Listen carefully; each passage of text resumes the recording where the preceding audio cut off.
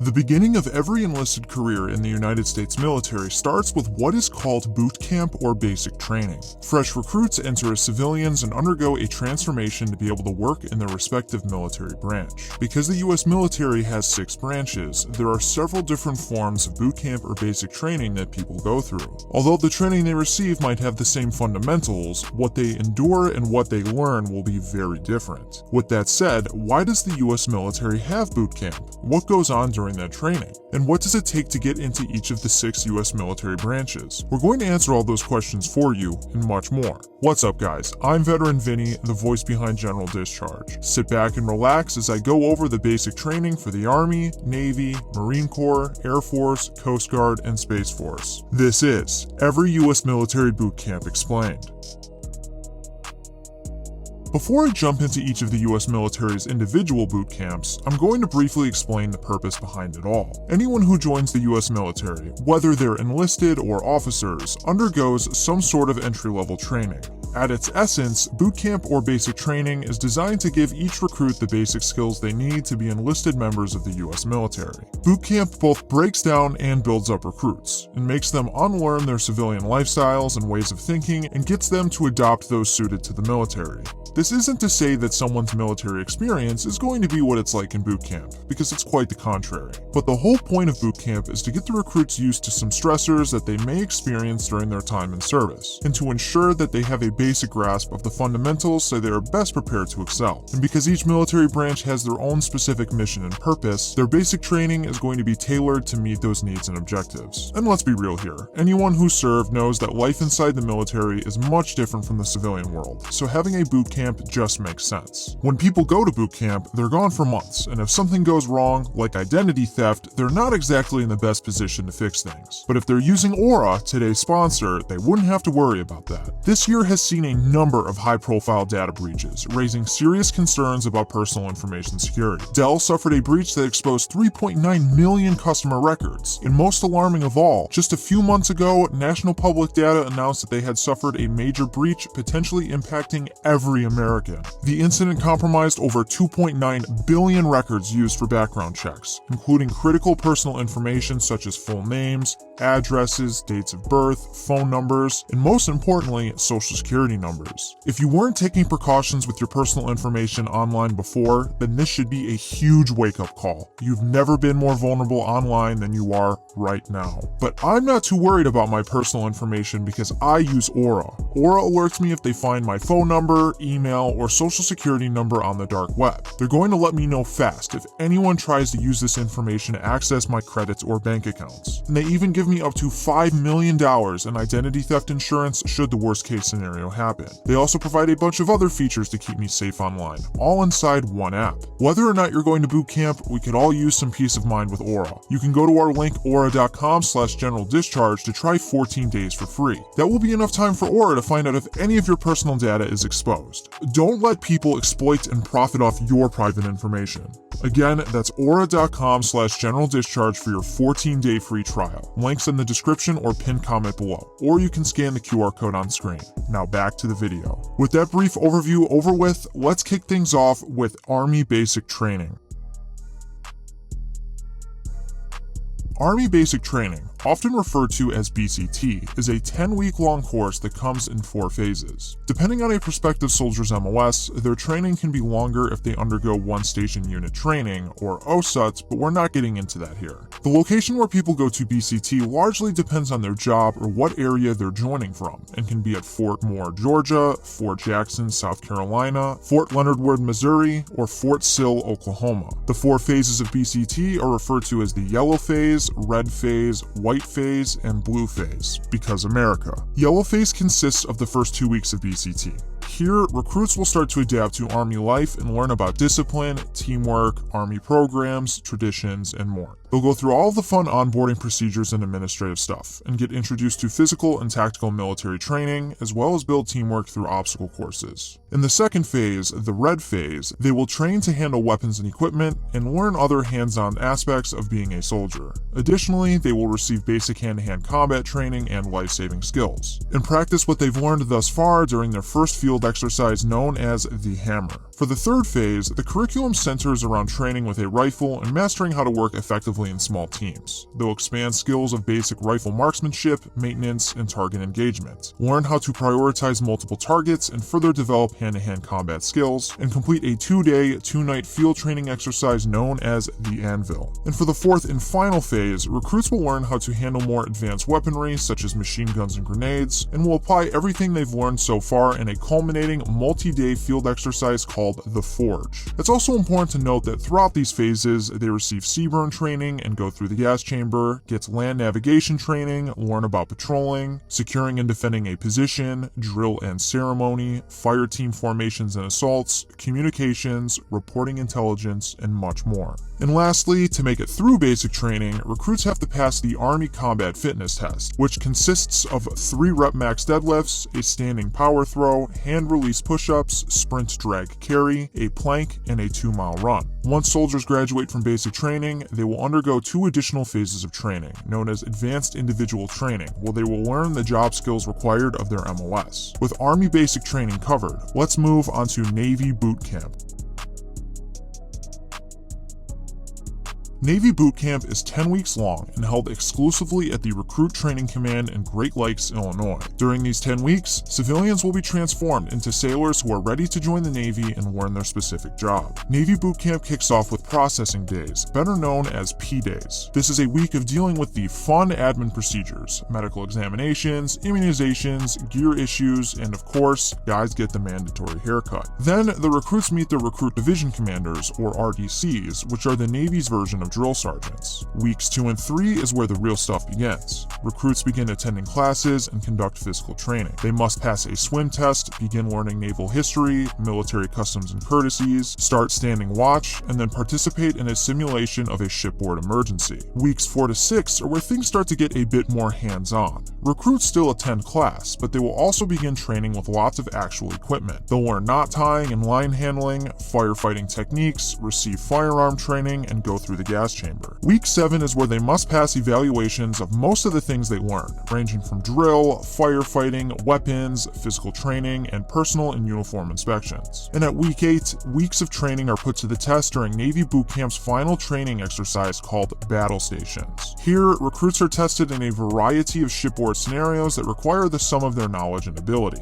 Battle Stations is a final test to determine if the new recruit is ready to join the fleet. Upon the completion of Battle Stations, recruits don their Navy ball caps for the first time and are no longer considered recruits. They are now sailors. Weeks 9 and 10 consist of preparing the sailors for their follow-on training for their jobs, which is called A School in the Navy, as well as their graduation ceremony. Lastly, all recruits must pass the Navy Physical Readiness Test, or PRT, which consists of max push-ups in 2 minutes, a 4-arm plank, and a 1.5-mile run. With Navy Boot Camp covered, let's move on to Marine Corps Boot Camp.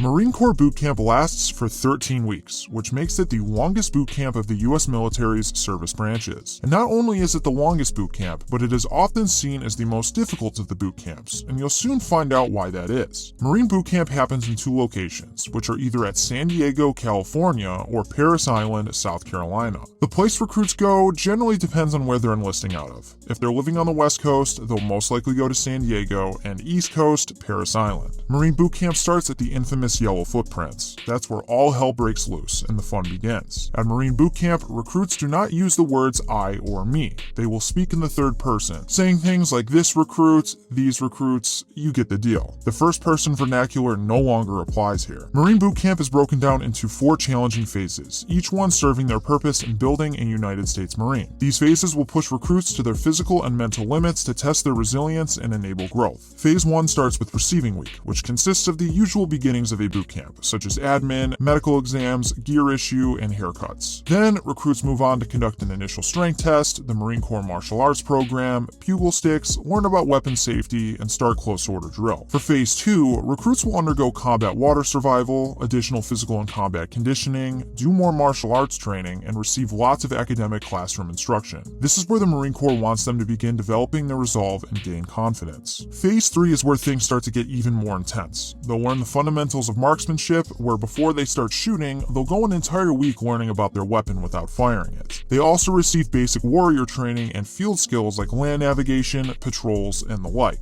This phase culminates with one of the most famous parts of Marine boot camp, known as the Crucible. The Crucible is a 54-hour grueling event that tests recruits with everything they've learned thus far. They will be food and sleep deprived, all while doing over 45 miles of marching. The Crucible event pits teams of recruits against a barrage of day and night events requiring every recruit to work together to solve problems, overcome obstacles, and help each other along the way. The obstacles they'll face include long marches, combat assault courses, a leadership reaction course, and the team-building warrior stations. It is a rite of passage for everyone who becomes a Marine. Once recruits complete the Crucible, they receive their Eagle, Globe, and Anchor, or EGA for short, and are now considered a full-fledged United States Marine. And then Phase 4 comes the easy stuff. It's essentially an administrative phase that sends Marines to their follow-on training, which can be the Infantry Marine course or Marine Combat Training. Marines get their final uniform issue, do their final PFT and CFT, and have their graduation. The Marine PFT, which, big surprise here, is also considered the hardest of the US military PT tests, and consists of max pull-ups, a plank, and a 3-mile run. With Marine boot camp covered, let's move on to Air Force Basic Military Training.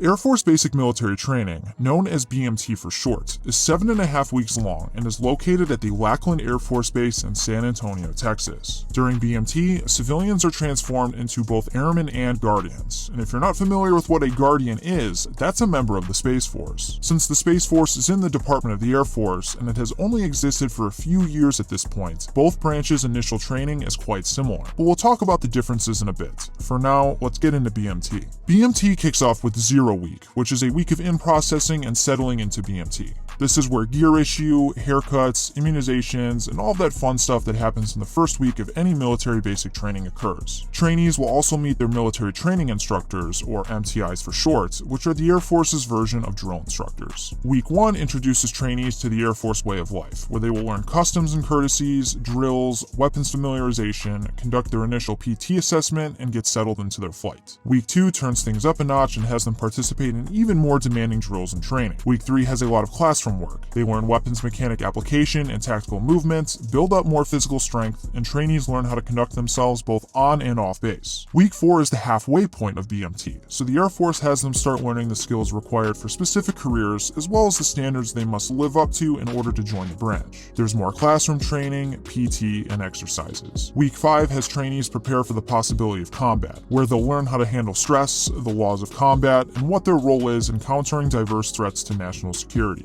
They have progress checks on their drill, weapons training, inspections, and fitness. They'll also learn tactical combat casualty care and conduct the foundational expeditionary skills training test. Week 6 is considered the most intense week of BMT. Here, trainees are placed in a simulated deployment environment where they will hone their skills through field training and practice intense combat scenarios. This scenario is known as PACER Forge, which stands for Primary Agile Combat Employment Range Forward Operations Readiness Generation Exercise. That's a doozy. It's a 36-hour culminating exercise where trainees are put to the test with scenarios that are built to provide flexibility, promote information seeking, teamwork, and decision-making. And during the last week, Week 7, trainees will have the Airman's Run in their graduation ceremony. After graduation, everyone goes on to their specific Air Force Specialty Code training. The Air Force's physical fitness test that all trainees must pass to graduate consists of a minute of sit-ups, a minute of push-ups, and a 1.5 mile run. But what about the Space Force in all of this? Guardians will attend the same BMT as the Airmen do, but with the addition of Space Force specific curriculum. This includes physical training and testing, and 21 hours of instruction covering emotional intelligence, Space Force structure, and senior leader briefings about military doctrine. Who knows if they'll change things in the future, but for now they pretty much go through the same thing. With the Air Force and Space Force BMT covered, let's move on to Coast Guard basic training.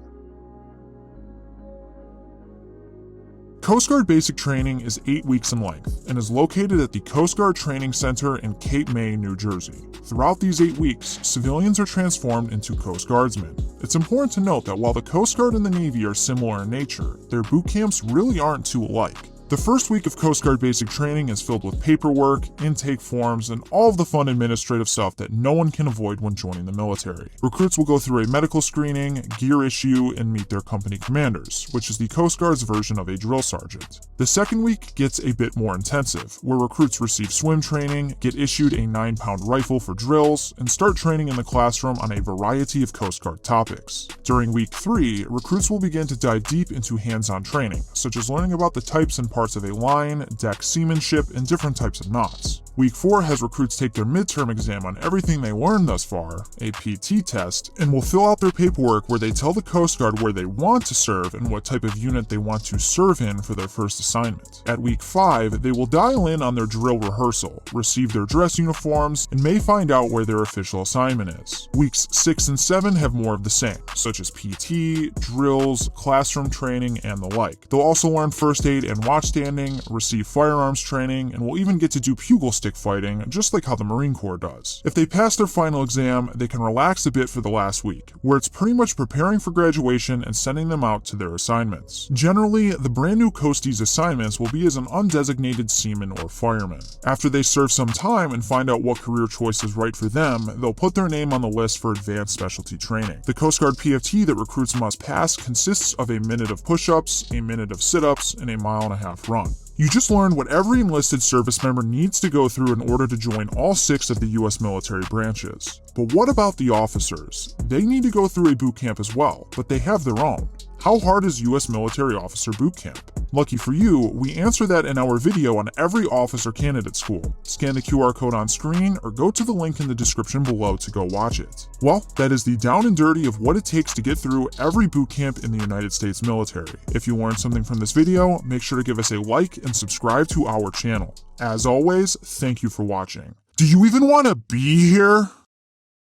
All your friends are subscribing to General Discharge, and you don't even want to be here.